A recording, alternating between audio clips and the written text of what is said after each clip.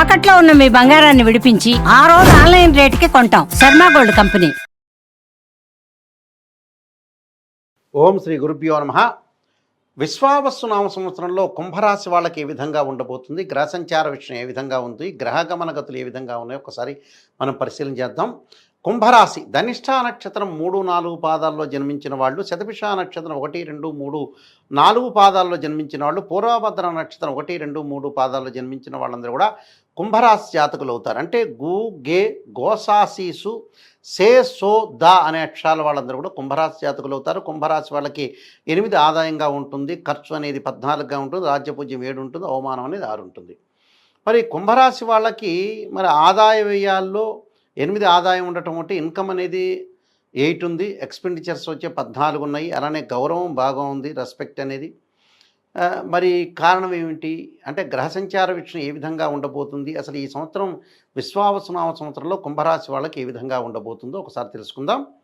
గ్రహగమన గతుల విషయానికి వచ్చేటట్లయితే మే 14వ తారీఖున గురువు వృషభం నుంచి మిథున రాశిలోకి మారటం, అలానే అక్టోబర్ 20 నుంచి మిథునంలో ఉన్న గురువు కర్కాటక రాశిలోకి మారటం, కర్కాటకంలో ఉన్న గురువు మిథునంలోకి మారుతాడు. ఇప్పుడు డిసెంబర్ 7వ తారీఖున.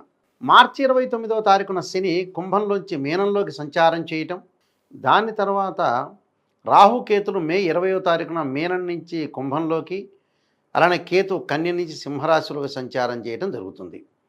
అలానే రవి, బుధ, శుక్ర గ్రహాలు 30 రోజుల పాటు ఒక రాశి నుంచి మరొక రాశికి మారుతారు. కుజుడు 45 రోజుల పాటు, చంద్రుడు 2.5 రోజుల పాటు.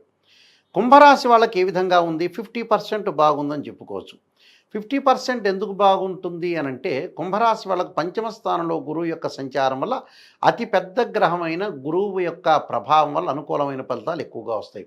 ఆర్థిక పరంగా ఆదాయం అనేది బాగా పెరుగుతుంది, ఆకస్మికంగా ధనలాభం కలుగుతుంది, కొత్త పరిచయాలు ఏర్పడతాయి, ఉన్నత స్థితిని పొందేయగలిగే అవకాశాలు, ప్రణాళికాబద్ధంగా సరైన మార్గాల్లో సరైన నిర్ణయంతో వాళ్ళు ముందుకు వెళ్ళే అవకాశాలు ఎక్కువ ఉంటాయి.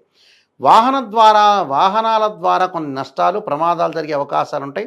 కొంతమంది మీకు అనుకూలంగా ఉంటారు. శని ప్రభావం వల్ల కూడా ప్రతి విషయంలో కూడా కొంత వ్యతిరేక భావాలు అనేవి ఉంటాయి. ధనాదాయం పెరిగినా దానికి తగ్గట్టుగా ఖర్చులు ఎక్కువగా పెరిగే అవకాశాలు ఎక్కువ ఉంటాయి. వృధా ప్రయాణాలు చేసే అవకాశం ఉంటాయి. ఆరోగ్యపరంగా కొంత లోపం లభించే అవకాశం ఉంటాయి. అంటే ఆరోగ్యపరంగా కూడా జాగ్రత్తగా ఉండాలి. దానికి ఆరోగ్యపరంగా ఏమిటంటే కుంభంలో రాహు యొక్క సంచారం వల్ల ఆరోగ్యపరంగా దీర్ఘకాలిక వ్యాధులు ఉన్న వాళ్ళు కొంత జాగ్రత్తగా ఉండాలి. అంటే లాంగ్ రన్లో డిసీజెస్ అంటారు, ఉన్నట్టుండి మారుతుండి ప్రయాణాలు చేసేటప్పుడు కూడా అతి వేగం అనేది పనికిరాదు. అభిమానానికి పోయి వృధా ఖర్చులు జరిగే అవకాశాలు ఎక్కువ ఉంటాయి. నరాల బలహీనత, అలానే ఇతరుల మూలకంగా కొన్ని సమస్యలతోటి బాధపడే అవకాశాలు ఎక్కువగా ఉంటాయి. అయితే గౌరవానికి లోటు లేదు, కానీ గౌరవప్రదంగా ఉండే అవకాశాలు ఉంటాయి. కాబట్టి వృత్తి, ఉద్యోగ, వ్యాపార రంగాల్లో ఆర్థిక పరంగా ఆదాయం ఉంటుంది, కానీ ఆదాయం తగ్గట్టుగా ఒక 30% అనవసరమైన ఖర్చులు ఉంటాయి. ఆ అనవసరమైన ఖర్చులు లేకుండా కొంత పొదుపు పాటించాలి. మానసికంగా ఆందోళన, మోకాళ్ళు, కేళ్ల నొప్పుల విషయంలో కొద్దిగా జాగ్రత్తగా ఉండటం చాలా మంచిది. ఎందుకంటే జన్మంలో రాహు యొక్క సంచారం, ద్వితీయంలో శని యొక్క సంచారం వల్ల కూడా కుటుంబ పరంగా కలతలు రాకుండా, కుటుంబ పరంగా ఇబ్బందులు రాకుండా, డిఫరెన్స్ ఆఫ్ ఒపీనియన్స్ రాకుండా మ్యూచువల్ అండర్స్టాండింగ్, బాండింగ్ అనేది చాలా ఇంపార్టెంట్. వీళ్ళ కేతు యొక్క ప్రభావం వల్ల జ్ఞానం బాగా పెరుగుతుంది. తీర్థయాత్రలు, పుణ్యక్షేత్రాలు, అలానే వివాహాది శుభ కార్యక్రమాల్లో పాల్గొనే అవకాశం ఉంటుంది. ఇన్ఫర్టిలిటీ ఇష్యూస్ అంటారు, సంతానం లేని వ్యక్తులు సంతానం గురించి చాలామంది బాధపడుతుంటారు. సంతానం సంపత్ప్రదం అంటారు.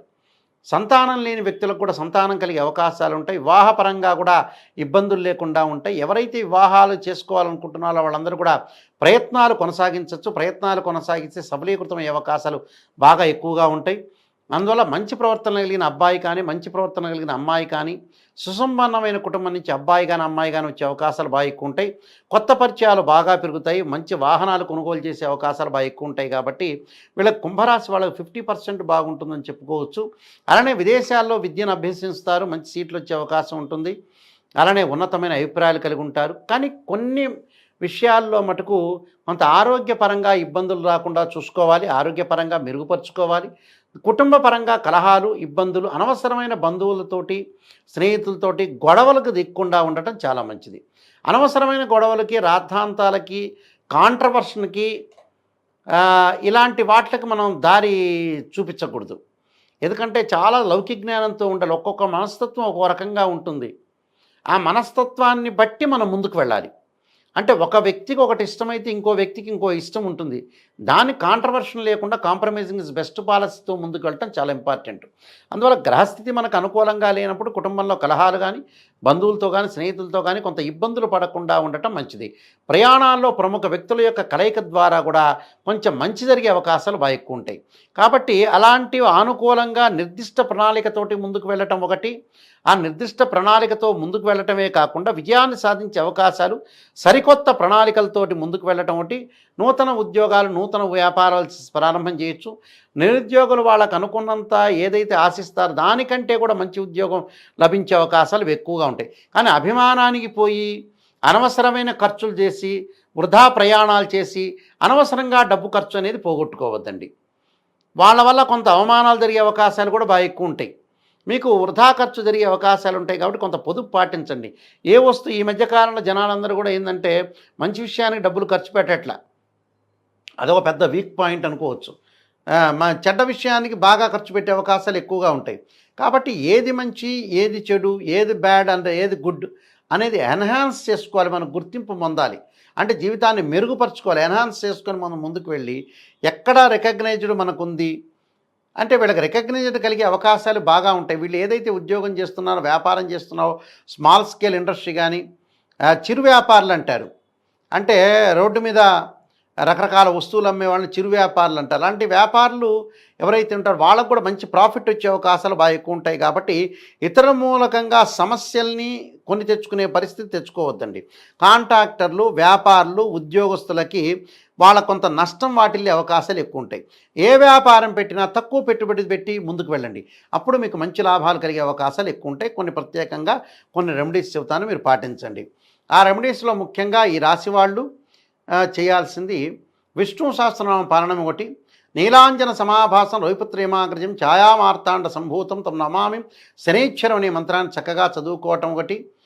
దానితో పాటు ఓం నమః శివాయ పంచాక్షరి, ఆదిత్యాయ సోమాయ మంగళాయ చ బుధాయ చ గురుశుక్ర శనిభ్యచ్చరాహవే కేతువే అనే మంత్రాన్ని చక్కగా నవగ్రహాల ప్రదర్శన చేస్తూ ఆ మంత్రాన్ని చదవటం ఒకటి. నల్ల నువ్వులు, మినుములు, ఉలవలు దానం చేయండి, చాలా మంచి జరిగే అవకాశం ఖచ్చితంగా ఉంటుంది. సుబ్రహ్మణ్య స్వామి యొక్క ఆరాధన చేయటం వల్ల కూడా ఈ విశ్వావస్తు నామ సంవత్సరం మంచి జరిగే అవకాశం ఖచ్చితంగా ఉంటుంది. విశ్వావస్తు నామ సంవత్సరంలో కుంభరాశి వాళ్ళందరికీ కూడా మంచి సుఫలితాలు జరగాలని ఆశిస్తూ సర్వే జనా సుఖినో భవంతు.